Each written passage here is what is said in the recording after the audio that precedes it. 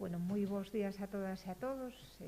Estamos acercándonos ao día 24 de febreiro, ese día tan sinalado nas nosas agendas e que ten que ver co nacemento da nosa máis universal creadora e poeta, que é Rosalía de Castro, non? E para iso estamos hoxe aquí, porque empezamos a celebrala. Aquí me acompaña Mercedes Espiño, que é autora desta xoia, este libro que se titula Espazos de Rosalía en Compostela, un paseo por Santiago de Compostela con Rosalía de Castro. Un documento, eu creo que xa absolutamente imprescindible para poder entender e para poder coñecer a Compostela de Rosalía, feito a través de 200 páxinas dun traballo de investigación e estudio importantísimo por parte da súa autora, Mercedes Espiño, que nos descubre esa Compostela, eses recunchos da nosa cidade que fascinaron a Rosalía. Dende a zona do Camiño Novo, onde naceu e da que lamentablemente non se conserva esa vivenda na que viu a luz por primeira vez, ata a igrexa de San Domingos de Bonaval, onde repousan os seus restos no Panteón de Galegos Ilustres. Son, digamos, o principio e o fin da nosa poetisa, da nosa poeta máis universal, pero no medio hai toda unha vida na que Rosalía e Compostela cohabitan, creando un vínculo persoal e profesional, unha simbiose na que Santiago de Compostela sai claramente gañando, non? Rosalía apórtanos unha proxección literaria que canto máis tempo pasa, máis universal é. Compostela é un dos escenarios principais da súa vida. Outro é a Casa da Matanza, da que tamén fala Mercedes en este monumental traballo, que, como dixen ao principio, está perfectamente documentado.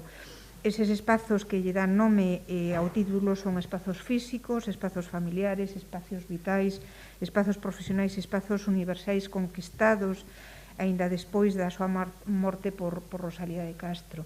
É un documento, como decía, fantástico, que publicamos conxuntamente o Concello de Santiago coa Asociación Cultural O Galo, a quen pertence Mercedes Espiño, e a quen lle dou agora a palabra para que fale pormenorizadamente desta edición. Eu creo que está feito como facemos as cousas, con moitísimo cariño, e o que é a edición é fantástica. Eu creo que de alguna maneira pasará tamén a historia. Esta foto, ademais, da portada representa moitas cousas. Aí se ve a sombra do perfil de Federico García Lorca. Sabedes que en outubro deste ano pasado, do ano 20, colocamos ali, creo que ese día se conmemoraba a chegada de Federico García Lorca a Compostela na súa última viaxe,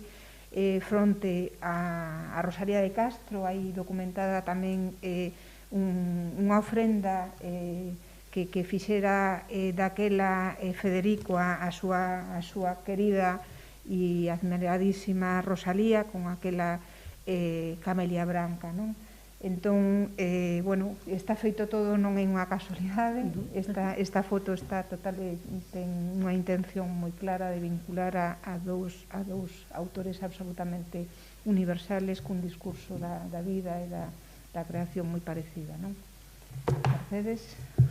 Bueno, ante todo, moitas grazas, Mercedes, polas louvanzas ao libro, o traballo, e a verdade é que a min a foto gustoume moito. Xusto o día da inauguración da estatua de Lorca, dixen, aquí está a foto, porque me pareceu, vamos ver, a estatua de Rosalía na ferradura é moi repetitiva, pero con Lorca é totalmente novidosa e trae outras ideas e outros recordos, non?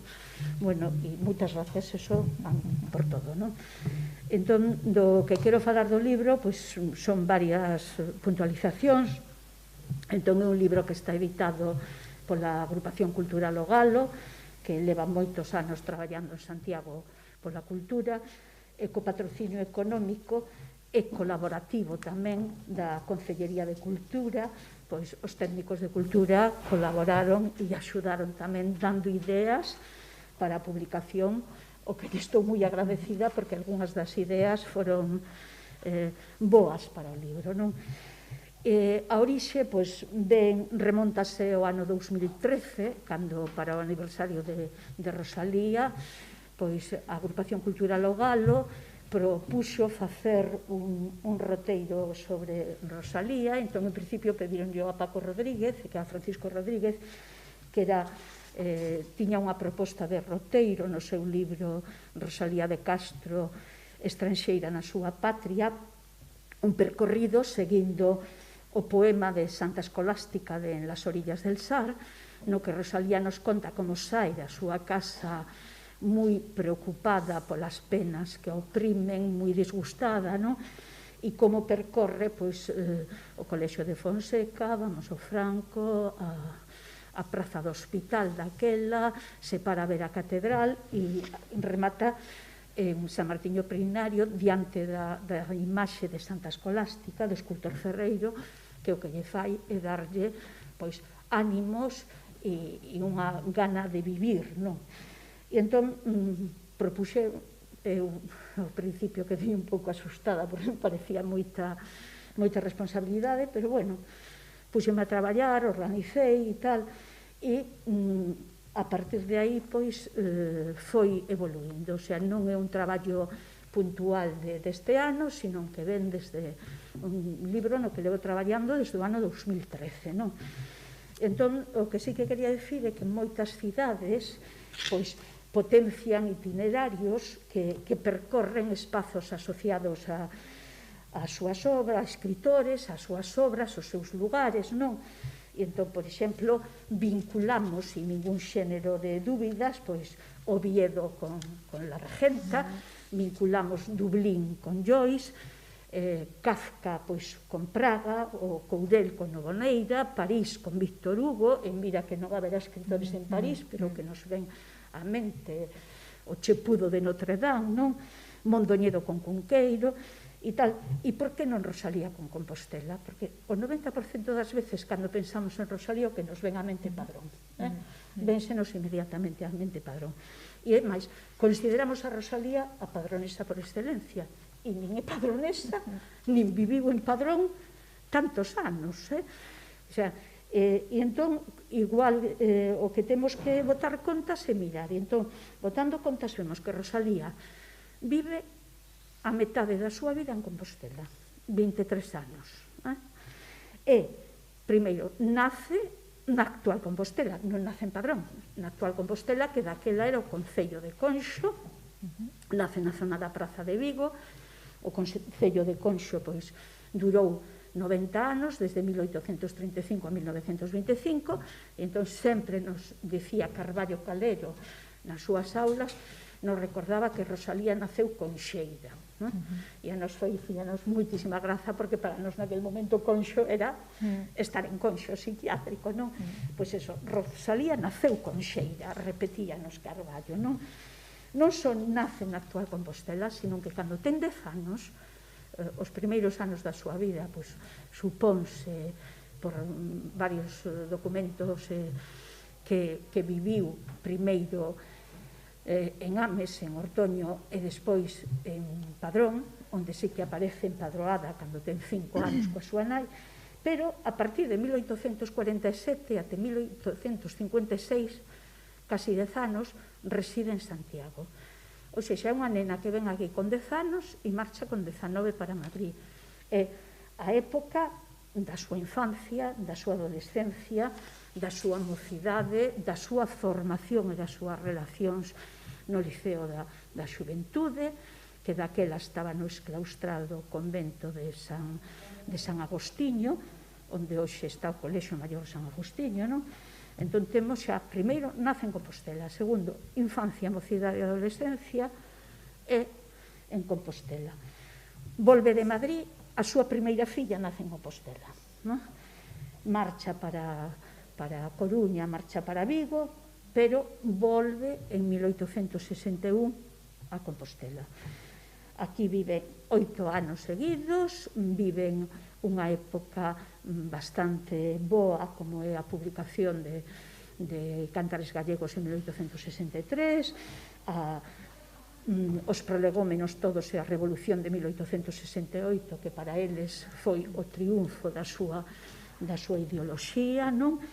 Nace a súa filla Aura, e entón xa temos 10 anos sendo nova, outros 8 anos sendo adulta, non? E entón, cando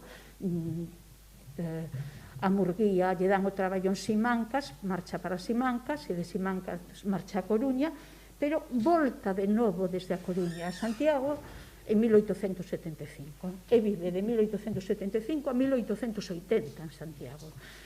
Eses 5 anos son anos moi duros, é a época da sobrevivencia, son anos de traballos precarios, son anos en que van vendo, teñen que ir desfacéndose da súa biblioteca, que era a adquisición, a posesión, o patrimonio mellor que tiñan para poder sobrevivir. Vemos moitas cartas na que fala dos libros que venderon, non? E fago alusión aí. E despois aquí morrelle o seu fillo Adriano, que ten 21 meses, para unha nai que lle morra un fillo é terrible, non? Bueno, despois está pelexando porque iban publicar follas novas, tardan prácticamente 8 anos en publicar follas novas. Bueno, tal que é unha época de moita miseria, de moita precariedade, de moita decadencia, e de feito deciden marchar de Santiago en 1880 para Dodro, ni siquiera para Padrón, para Dodro, a vivir a casa dos seus parentes nas Torres da Ermida, Ramón Ermida e o seu curmán, que lles ofrece casa, e viven ali 2 anos. E despois disso, cando marchan para a Matanza en 1882, entón a casa da Matanza nin siquiera era unha casa súa, era unha casa alugada, porque hai moita xente que di a casa de Rosalía como se a casa da Matanza fose propiedade. Non era propiedade de Rosalía, nunca tivo casa de seu, sempre viviron de aluguer, porque non tiveron outro remedio, non? E entón, digo que por todo isto que estou dicindo, todos estes razonamentos, pois opino que non é un desatino absolutamente para nada, pois reivindicar unha Rosalía relacionada con Compostela, nin estaría demais pois que nas oficinas de turismo houvese un mapita de Compostela co rotello rosaliano, para cando chegasen os turistas, pois pudesen, cando volvan, se que volven, pois non só ir á catedral, sino tamén asociar, porque é unha pena que Santiago non se asocie así a escritores importantes, non? E, bueno, entón eu creo que gañe Santiago con isto, pois gañaría moito, xa chequeradito a proposta. Pois xa acepto a proposta, igual que se fixo pois o seu mapa a Valle Inclán. Pois exactamente, pois estaría a Casa Museo Valle Inclán da Pobra, pois xa faremos algo parecido para Rosalía, porque xa isto nos sirva, hai que documentar un pouco, pero aquí está realmente todo e recollo o guante. Bueno, porque a colaboración entre o Concello e a Asociación O Galo é histórica, levamos moitísimos anos colaborando. Bueno, o ano pasado se publicou tamén un traballo de investigación importantísimo sobre o Panteón Real da Catedral, e este pois é un paso máis dentro de un traballo de produción e investigación enorme, do que nos estamos realmente moi satisfeitas, non? Polo tanto, nada, decir que estamos, eu creo que moi contentos, estamos, xa vedes, traballando moito na Compostela literaria. Estamos facendo un esforzo importante por ter unha liña editorial correcta e que asimile, non, en canto a imaxe, formato, todo o que estamos a publicar nestes últimos tempos. Bueno, creemos que temos un patrimonio enorme en materia de literatura, grandísimas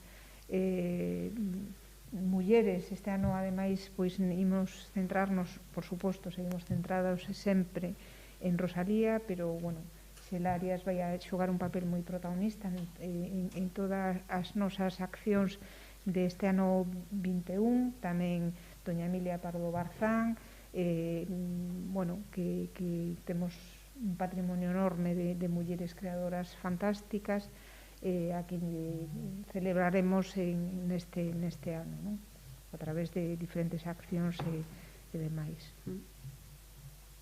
Entón, publicas o día 24? Non, está xa publicado, hoxe o presentamos, estamos no mes de Rosalía realmente, xa están florecidas as camelias brancas por todas partes, está chegando a primavera e está chegando o día de Rosalía. Este é un traballo que non aparece así, un traballo de moitísimos meses. Bueno, Mercedes xa era unha gran especialista en Rosalía en Compostela. Sí, en Rosalía en Compostela, e agora o que fixo foi entregarnos este documento que nos publicamos con a Asociación O Galo, e que nos vai a permitir, eu creo que disfrutar moitísimo da súa figura, pero sobre todo da súa presenza, ¿no? Porque é certo que as rúas e as prazas de Compostela pois están cheas de Rosalía, non? Entón, nos, como todos os anos, celebraremos o día 24, esta vez pois condicionados polas circunstancias, en colaboración ca Fundación Rosalía. Xa están articuladas unha serie de actividades que presentaremos a próxima semana. Eu creo que a víspera do 24 temos aquí unha rolda de prensa con Anxo Angueira, co presidente da Fundación Rosalía. E como se estrutura un pouco por dentro o libro? Quero dicir, por capítulos, sí. Percorrendo o espazo? Explícoche un momento, vamos a ver. O libro consta de unha serie de partes diferentes, non? Entón, o primeiro é un limiar de Francisco Rodríguez, que neste momento é unha das maiores autoridades sobre Rosalía, e despois hai unha cronoloxía de Rosalía, que é unha biografía actualizada e moi completa, pero moi resumida, está entre as páxinas 23 e 32, e entón aí vemos, por exemplo, datos que nos dá das casas en que viviu prácticamente toda a súa vida, porque iso é un pouco que me interesaba facer a mí, e datos, por exemplo, o ano tal estivo nas festas en Pontevedra, e no verán de 1864 pois foi tomar saugas a Caldas, non? Entón, esa está bastante completa, realmente, si van aparecendo novos datos, cumprirían engadirllos, pero, bueno, está moi traballado. Realmente un relatorio da vida, da vida de non só aquí, senón en toda a súa vida. En toda a súa vida. Ese, pois, un relatorio así cronolóxico, non? Despois ven o mapa de Compostela co roteiro, e veñen despois 22 puntos. Os 22 puntos de que consta o estudo pormenorizado, pois o primeiro comeza no Mosteiro de Conxo para rematar en San Domingos de Bonaval, pois pasando por diferentes lugares relacionados coa súa vida ou coa súa obra e tal. Eses 22 puntos, pois non todos, pero a maioría, e digo que non todos, teñen unha pequena explicación histórica. Por exemplo, se falamos do actual Hostal dos Reis Católicos, pois comento un pouquiño para que cando se chega ali pois se mire, se saiba quen está ali na fachada esa renacentista, non? E despois ven un apartado referente á biografía de Rosalía, por que se para aí, cando estivo aí, que cousas importantes se pasaron, non? E logo, en cada punto, pois hai unha serie de textos pois acompañando, non? Son textos ben da propia Rosalía, das súas obras, en castelán e en galego, dependendo, non? Ou textos de autores relacionados con ela, por exemplo, Manuel María, Manuel Murguía, Aurelio Aguirre, o propio Lorca, Bouza Brei e tal. E despois, nalgún caso, pois aparecen algunhas curiosidades que me parecen interesantes, porque non quero só falar de Rosalía, sino que quero falar de Rosalía en Compostela, non? Entón, por exemplo, falo da rede de auga, cando falo do Hospital Real, pois da rede de auga que viña desde o século X, desde os montes de Vite, e pasaba por Ponte Mantible. Falo noutro momento, cando vivían bautizados pois da desaparición da praciña de Trasopeso, que era onde vivía Rosalía, nesa praciña que hoxe está cerrada polo Galipapas. O Galipapas era inicialmente, eso era unha praciña, e montábanse ali unha especie de tenderetes temporais para vender, ali e noutros lugares da cidade, para vender produtos de estación, e ese concretamente pois quedou fixo e acabou cerrando a praciña. A praciña hoxe non existe, porque ademais ese portal era accesorio do número 77 da Rúa do Vilar, e entón despois ali montouse unha panadería que durou un forno moitísimos anos e non precisaban. E logo, bueno, pois curiosidades desas como, por exemplo, a Casa de Murguía, que a Casa de Murguía non é a que ten a placa no cantón de San Bieito, sino que está na calella de San Bieito, e meto un texto de Murguía que nos fala daquel 23 de abril de 1846, como el, sendo pequeno, desde a súa casa ve a Zabachería. Entón, si desde a súa casa ve a Zabachería, é imposible que estea no cantón de San Bieito a casa, sino que ten que ser esta outra que desapareceu. E hai un par de mapas no cal se ve como a Casa de Murguía desapareceu dos planos de Compostela, para poñer a praza a ras coa igrexa de San Bieito, non? Entón, esas son unha curiosidade que claro, cando vin no mapa, dixo, mira, aquí estamos os mapas, non? Entón, bueno, esos son os cada capítulo, non? Entón, despois diso, inclúe tamén unhas árbores genealóxicas, porque o estares falando de unha serie de personaxes, pois é interesante. Está na página 181 e temos 3 árbores genealóxicas que son a propia da familia Martínez de Castro, que ao final sempre lle chamamos Murguía, familia Murguía, non? E da familia materna de Rosalía, coas súas relacións, e da familia paterna de Rosalía, non?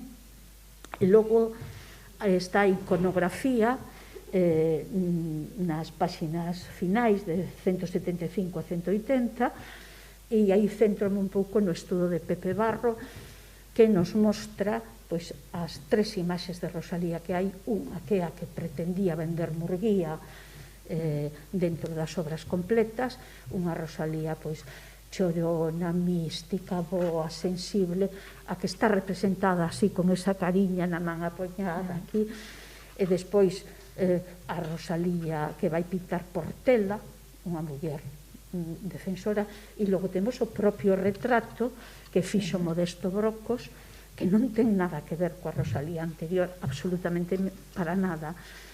E bueno, é moi curioso toda esta iconografía, non? E na páxina anterior pois temos a foto derradeira, e esta foto derradeira, mirades a cara, vedes que tampouco ten absolutamente nada que ver con retrato que nos vendeu Murguía, non? Porque Murguía o que quería era vender a obra da súa muller, non? E como Carlos Castelao, que é fotohistoriador de aquí, ten un estudio precioso sobre os fotógrafos en Compostela, os fotógrafos de Compostela, pois non di que, o sea, sempre lle adxudicamos esta foto a Palmeiro, e ele explica que é imposible prácticamente que sexa de Palmeiro, e ele cree que é unha foto de Juana Cabello, non? Entón, tamén explico iso porque me chama moitísimo a atención, non? Claro, toda a vida decimos a foto de Palmeiro, primeiro decimos de Juan Palmeiro xa morrera, Manuel Palmeiro despois está enfermo, prácticamente, non? E entón, ele explica que o máis probable que sexa de Juana Cabello, non? E entón, bueno, as imaxes e fotografías son casi todas da época, hai moi poucas actuais, porque me parece que non ten tampouco sentido meter unha foto da Praza do Obradoiro de xendía. E bueno, e entón nada, eso é un pouco do que se compón o libro, non? E entón eso. E como conclusión só quero dicir que a imaxe rosaliana, pois considero que está moito máis ligada a Compostela que a Padrón, e se me escoitan Anxo Angueira, retórceme o pescozo, seguro, bótame de amigos de Rosalía. Mandei a foto da portada. Xa me escribiu. Nós non entramos en competición con ninguén, somos o que somos, e reivindicamos, por suposto, a Compostela, a Rosalía como alguén. Nos reivindicamos a época en Compostela. Exactamente. E eles parecen moi ben que eu tamén defendo, pois igual que Soria reivindica Machado e Segovia tamén reivindica, son épocas diferentes. Efectivamente. En todo caso, nos, ademais de todo isto, no momento en que estemos en condiciones de reiniciar os roteiros de Rosalía, pola Compostela de Rosalía, pois empezaremos tamén en colaboración con o Galo, xa o fixemos o ano pasado, pois iremos tamén ampliando a medida que vayan aparecendo outras cousas, non? Aunque eu creo que pouco máis queda por decir de os lugares onde viviu e disfrutou en Compostela, non? Dende esa calderería que antes non se chamaba o Callobre, a Rua do Callobre, que ali estivo vivindo neses momentos tan delicados, despois de cando tivo a filla, a Aura. Exactamente. Temos dos preguntas e por aí outra. Vale. Non son deste tema, non sei se hai... Pon aquí todo o teléfono, porque van que chamar do correo. Non sei se hai alguna máis deste... Sí. Bueno, María Teixeiro pregunta, quería preguntarle a conselleira sobre outro asunto. Onde a Xunta daba luz verde a modificación parcial do peixón para regular os pisos turísticos. Que supón isto e cal é agora o seguinte paso? Nada, nos estábamos esperando precisamente ese informe, un informe da Xunta de Galicia, que nos permite aprobar con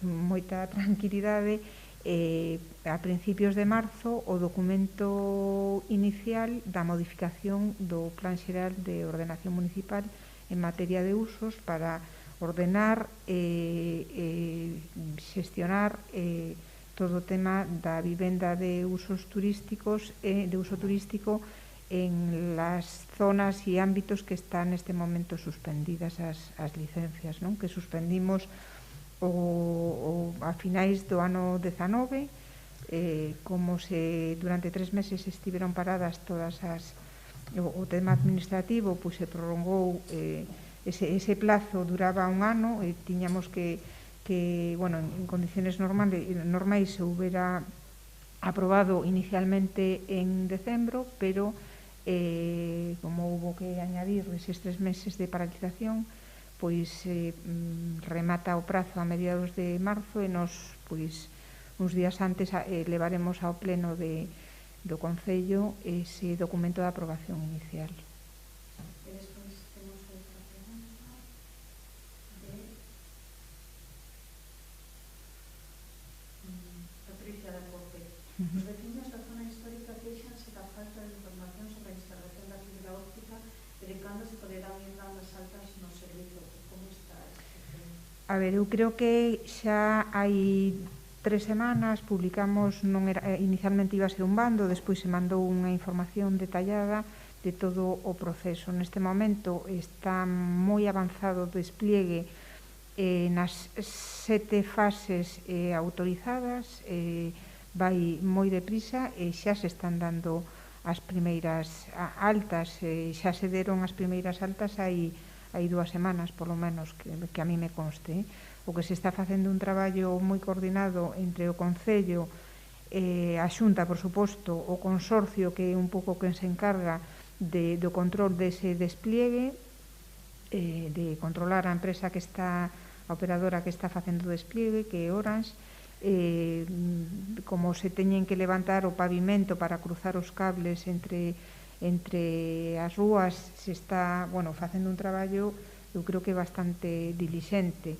En todo caso, o que teñen que facer a xente é poñerse en contacto cas operadoras ou facer calquera consulta que nos responderemos pois rapidamente a calquera pregunta que nos fagan.